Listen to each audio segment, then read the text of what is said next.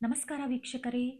ಶನಿ ತ್ರಯೋದಶಿಯ ಈ ಪವಿತ್ರ ಕಥೆಯನ್ನು ಕೇಳುವವರಿಗೆ ಆಯುಷ್ಯ, ಆರೋಗ್ಯ, ಐಶ್ವರ್ಯ ಹಾಗೂ ಸಕಲ ಶುಭಗಳು ಉಂಟಾಗುತ್ತವೆ. ಇವತ್ತೇ ಶನಿ ತ್ರಯೋದಶಿ.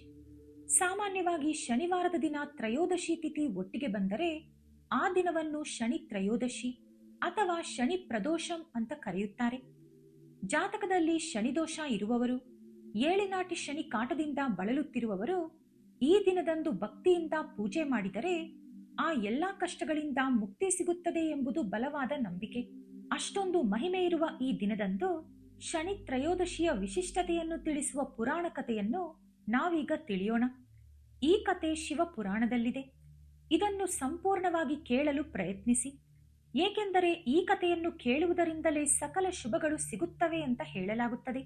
ಕಥೆಯನ್ನು ಶುರು ಮಾಡುವುದಕ್ಕಿಂತ ಮುಂಚೆ ಈ ವಿಡಿಯೋಗೆ ಒಂದು ಲೈಕ್ ಮಾಡಿ, ಕಾಮೆಂಟ್ ಬಾಕ್ಸ್ನಲ್ಲಿ ಓಂ ಶನೀಶ್ವರಾಯ ನಮಃ ಅಂತ ಬರೆಯಿರಿ. ಹಾಗೆಯೇ ನಮ್ಮ ಚಾನೆಲ್ ಅನ್ನು ಸಬ್ಸ್ಕ್ರೈಬ್ ಮಾಡ್ಕೊಳ್ಳಿ. ಇನ್ನು ತಡ ಮಾಡದೆ ಕಥೆಯ ಕಡೆಗೆ ಹೋಗೋಣ. ಶನಿದೇವರ ದೃಷ್ಟಿ ಬಿದ್ದರೆ ದೇವತೆಗಳಿಂದ ಹಿಡಿದು ಮಾನವರವರೆಗೆ ಎಲ್ಲರೂ ಕಷ್ಟಗಳನ್ನು ಅನುಭವಿಸಲೇಬೇಕು. ಹಾಗಾದರೆ ಆ ಕಷ್ಟಗಳಿಂದ ಪಾರಾಗುವುದು ಹೇಗೆ? ಸಾಕ್ಷಾತ್ ಶಿವನನ್ನೇ ಶನಿದೇವರು ಹೇಗೆ ಸಂಕಷ್ಟಕ್ಕೆ ಸಿಲುಕಿಸಿದರು? ಈ ಶನಿ ತ್ರಯೋದಶಿ ಹೇಗೆ ಶುರುವಾಯಿತು? ಇವೆಲ್ಲದರ ಬಗ್ಗೆ ನಾವೀಗ ಸುಲಭವಾಗಿ ಅರ್ಥ ಮಾಡಿಕೊಳ್ಳೋಣ. ಹಿಂದೂ ಪುರಾಣಗಳ ಪ್ರಕಾರ ಸೂರ್ಯ ಭಗವಂತನು ದೇವಶಿಲ್ಪಿ ವಿಶ್ವಕರ್ಮನ ಮಗಳಾದ ಸಂಜ್ಞಾದೇವಿಯನ್ನು ಮದುವೆಯಾಗುತ್ತಾನೆ. ಇವರಿಗೆ ವೈವಸ್ವತ ಮನು, ಯಮಧರ್ಮರಾಯ ಎಂಬ ಇಬ್ಬರು ಗಂಡು ಮಕ್ಕಳು ಮತ್ತು ಯಮಿ ಎಂಬ ಮಗಳು ಜನಿಸುತ್ತಾರೆ. ಆದರೆ ಸಂಜ್ಞಾದೇವಿಗೆ ಸೂರ್ಯದೇವನ ಅತಿಯಾದ ಉರಿ ಮತ್ತು ತೇಜಸ್ಸನ್ನು ತಡೆದುಕೊಳ್ಳಲು ಸಾಧ್ಯವಾಗುವುದಿಲ್ಲ.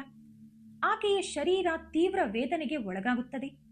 ಕೊನೆಗೆ ಆ ತೇಜಸ್ಸನ್ನು ತಡೆದುಕೊಳ್ಳುವ ಶಕ್ತಿ ಪಡೆಯಲು ತಪಸ್ಸು ಮಾಡಬೇಕೆಂದು ಆಕೆ ನಿರ್ಧರಿಸುತ್ತಾಳೆ. ಅದಕ್ಕಾಗಿ ಒಂದು ಉಪಾಯ ಮಾಡಿ ತನ್ನದೇ ನೆರಳಿಗೆ ಜೀವ ತುಂಬಿ ತನ್ನ ಸ್ಥಾನದಲ್ಲಿ ನಿಲ್ಲಿಸುತ್ತಾಳೆ. ಆಕೆಯೇ ಛಾಯಾದೇವಿ. ನಂತರ ಸಂಜ್ಞಾದೇವಿ ಯಾರಿಗೂ ತಿಳಿಯದಂತೆ ತನ್ನ ತಂದೆಯ ಮನೆಗೆ ಹೊರಟು ಹೋಗುತ್ತಾಳೆ. ಸೂರ್ಯದೇವನಿಗೆ ಈ ಸತ್ಯ ತಿಳಿಯುವುದಿಲ್ಲ.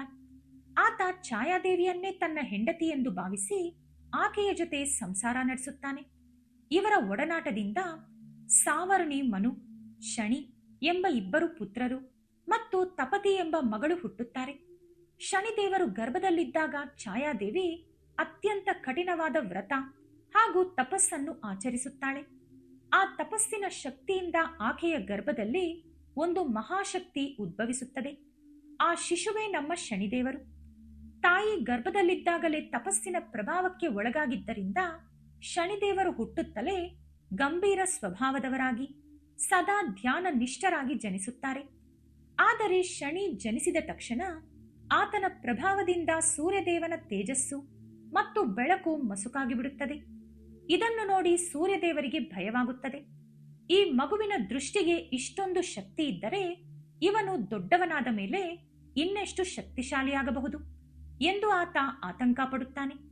ಮತ್ತೊಂದೆಡೆ ಶನಿದೇವರು ಒಂಟಿಯಾಗಿ ಧ್ಯಾನ ಮಾಡುತ್ತಾ ನ್ಯಾಯದ ತತ್ವವನ್ನು ಮೈಗೂಡಿಸಿಕೊಳ್ಳುತ್ತಾರೆ.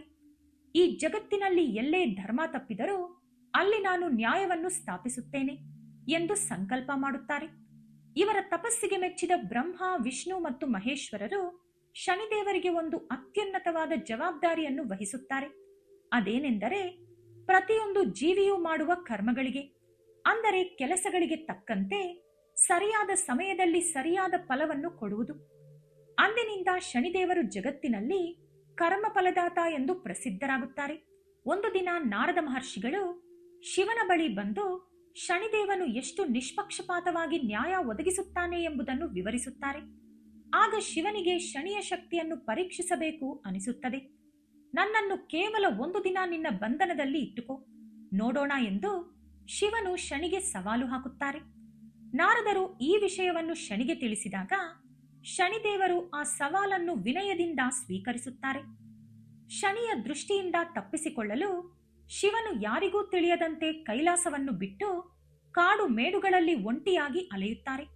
ಇಡೀ ದಿನ ಅಲೆದು ರಾತ್ರಿಯಾಗುತ್ತಿದ್ದಂತೆ ಒಂದು ದೊಡ್ಡ ಆಲದ ಮರದ ಪೊಟರೆಯೊಳಗೆ ಸೇರಿಕೊಂಡು ರಾತ್ರಿ ಇಡೀ ತಪಸ್ಸು ಮಾಡುತ್ತಾ ಕಳೆಯುತ್ತಾರೆ. ಮರುದಿನ ಬೆಳಿಗ್ಗೆ ಶಿವನು ಆ ಮರದ ಪೊಟರೆಯಿಂದ ಹೊರಗೆ ಬರುತ್ತಿದ್ದಂತೆ ಶನಿದೇವರು ಅಲ್ಲಿಗೆ ಬಂದು ಶಿವನಿಗೆ ಕೈ ಮುಗಿದು ನಮಸ್ಕರಿಸುತ್ತಾರೆ. ಆಗ ಶಿವನು ನಕ್ಕು, ನೋಡಿದೆಯಾ ಶನಿ, ನೀನು ನನ್ನನ್ನು ಒಂದು ದಿನ ಕಾಡುತ್ತೇನೆ ಎಂದು ಸವಾಲು ಸ್ವೀಕರಿಸಿದ್ದೆ, ಆದರೆ ನಿನಗೆ ನಾನು ಸಿಗಲೇ ಇಲ್ಲ ಎನ್ನುತ್ತಾರೆ. ಆಗ ಶನಿದೇವರು ವಿನಮ್ರವಾಗಿ ನಸುನಗುತ್ತಾ, ಸ್ವಾಮಿ, ಇಡೀ ಸೃಷ್ಟಿಗೆ ಅಧಿಪತಿಯಾದ ನೀವು ಯಾರಿಗೂ ಹೇಳದಂತೆ ಕಾಡಿನಲ್ಲಿ ಒಂಟಿಯಾಗಿ ಅಲೆಯಬೇಕಾಗಿ ಬಂತು. ಯಾರೂ ಇಲ್ಲದವರಂತೆ ರಾತ್ರಿಯಿಡೀ ಒಂದು ಮರದ ಪೊಟರೆಯೊಳಗೆ ಅಡಗಿ ಕುಳಿತುಕೊಳ್ಳಬೇಕಾಯಿತು. ನೀವೇ ಯೋಚಿಸಿ, ನಿಮ್ಮನ್ನು ಈ ಸ್ಥಿತಿಗೆ ತಂದಿದ್ದೇ ನನ್ನ ಪ್ರಭಾವ ಅಲ್ಲವೇ ಪ್ರಭು ಎಂದು ಭಕ್ತಿಯಿಂದ ಹೇಳುತ್ತಾರೆ. ಶನಿಯ ಮಾತುಗಳಲ್ಲಿದ್ದ ಸತ್ಯವನ್ನು ಕೇಳಿ ಪರಮೇಶ್ವರನಿಗೆ ಆಶ್ಚರ್ಯವಾಗುತ್ತದೆ. ಶನಿಯ ಶಕ್ತಿ ಮತ್ತು ಕರ್ತವ್ಯ ನಿಷ್ಠೆಯನ್ನು ಮೆಚ್ಚಿದ ಶಿವನು, ಯಾವ ದಿನ ನೀನು ನನ್ನನ್ನು ಪೀಡಿಸಿದೆಯೋ ಆ ದಿನವೇ ಲೋಕದಲ್ಲಿ ಶನಿ ತ್ರಯೋದಶಿ ಎಂದು ಪ್ರಸಿದ್ಧಿಯಾಗುತ್ತದೆ. ನಿನ್ನ ಪ್ರಭಾವದಿಂದ ಕಷ್ಟಪಡುವವರು ಈ ದಿನದಂದು ನನ್ನನ್ನು ಭಕ್ತಿಯಿಂದ ಪೂಜಿಸಿದರೆ ಅವರ ಕಷ್ಟಗಳು ದೂರಾಗುತ್ತವೆ ಎಂದು ವರ ಕೊಡುತ್ತಾರೆ. ಇದೇ ಸಂದರ್ಭದಲ್ಲಿ ಶಿವನು ಶನಿಗೆ ಈಶ್ವರ ಎಂಬ ಬಿರುದನ್ನು ನೀಡಿ ಅಂದಿನಿಂದ ಆತನನ್ನು ಶನೀಶ್ವರ ಎಂದು ಕರೆಯಲಾಗುತ್ತದೆ ಎಂದು ಶಿವಪುರಾಣ ಹೇಳುತ್ತದೆ. ನಮ್ಮ ನವಗ್ರಹಗಳಲ್ಲಿ ಶನಿದೇವರಿಗೆ 7ನೇ ಸ್ಥಾನವಿದೆ. ಆತ ತುಂಬಾ ನಿಧಾನವಾಗಿ ಚಲಿಸುವ ಗ್ರಹ. ಅದಕ್ಕಾಗಿಯೇ ಮನುಷ್ಯನ ಜಾತಕದಲ್ಲಿ ಶನಿಯ ಪ್ರಭಾವ ಸುದೀರ್ಘ ಕಾಲದವರೆಗೂ ಇರುತ್ತದೆ. ಶನಿ ಒಳ್ಳೆಯದು ಮಾಡುತ್ತಾನಾ ಅಥವಾ ಕೆಟ್ಟದ್ದು ಮಾಡುತ್ತಾನಾ ಎಂಬ ಪ್ರಶ್ನೆಗೆ ನಮ್ಮ ಪುರಾಣಗಳು ಸ್ಪಷ್ಟವಾಗಿ ಉತ್ತರಿಸಿವೆ. ಸೂರ್ಯನ ಪುತ್ರರಾದ ಯಮ ಮತ್ತು ಶನಿ ಇಬ್ಬರೂ ಧರ್ಮದ ರಕ್ಷಕರು. ಆದರೆ ಒಂದು ವ್ಯತ್ಯಾಸವಿದೆ. ಯಮಧರ್ಮರಾಯ ಮನುಷ್ಯ ಸತ್ತ ಮೇಲೆ ಆತನ ಪಾಪ ಪುಣ್ಯಗಳಿಗೆ ತಕ್ಕಂತೆ ಶಿಕ್ಷೆ ನೀಡಿದರೆ, ಶನಿದೇವರು ಮನುಷ್ಯ ಬದುಕಿರುವಾಗಲೇ ಆತ ಮಾಡುವ ಕೆಲಸಗಳಿಗೆ ತಕ್ಕಂತೆ ಸುಖ ದುಃಖಗಳನ್ನು ನೀಡುತ್ತಾರೆ. ಅಷ್ಟೇ ಅಲ್ಲ, ಒಬ್ಬ ವ್ಯಕ್ತಿ ಒಳ್ಳೆಯ ಕೆಲಸ ಮಾಡಿದರೆ ಆತನಿಗೆ ಅಷ್ಟೈಶ್ವರ್ಯಗಳನ್ನು ಕೊಡುವ ಶಕ್ತಿಯು ಶನಿದೇವರಿಗಿದೆ. ಯಾರು ಧರ್ಮದ ಹಾದಿ ತಪ್ಪುತ್ತಾರೋ, ದೇವರನ್ನು ನಿಂದಿಸುತ್ತಾರೋ ಮತ್ತು ಶನಿಯನ್ನು ದೂಷಿಸುತ್ತಾರೋ ಅವರಿಗೆ ಕಷ್ಟಗಳು ತಪ್ಪಿದ್ದಲ್ಲ. ಅದೇ ಸಮಯದಲ್ಲಿ ಕಷ್ಟಪಟ್ಟು ಪ್ರಾಮಾಣಿಕವಾಗಿ ಬದುಕುವವರನ್ನು, ಹೆತ್ತ ತಂದೆ ತಾಯಿಯನ್ನು ಗೌರವಿಸುವವರನ್ನು ಕಂಡರೆ ಶನಿದೇವರಿಗೆ ಅಪಾರ ಪ್ರೀತಿ. ಅಂತವರಿಗೆ ಆತ ಬೇಗನೆ ಪ್ರಸನ್ನನಾಗಿ ಸಕಲ ಸುಖ ಭೋಗಗಳನ್ನು ಕರುಣಿಸುತ್ತಾರೆ. ನೆನಪಿಡಿ, ಕಾಲ ಯಾರಿಗಾಗಿಯೂ ಕಾಯುವುದಿಲ್ಲ. ಕರ್ಮಫಲದಿಂದ ಯಾರೂ ತಪ್ಪಿಸಿಕೊಳ್ಳಲು ಸಾಧ್ಯವಿಲ್ಲ. ನಾವು ಮಾಡುವ ಕೆಲಸಗಳಿಗೆ ತಕ್ಕ ಫಲ ನೀಡುವುದಷ್ಟೇ ಶನಿದೇವರ ಧರ್ಮ.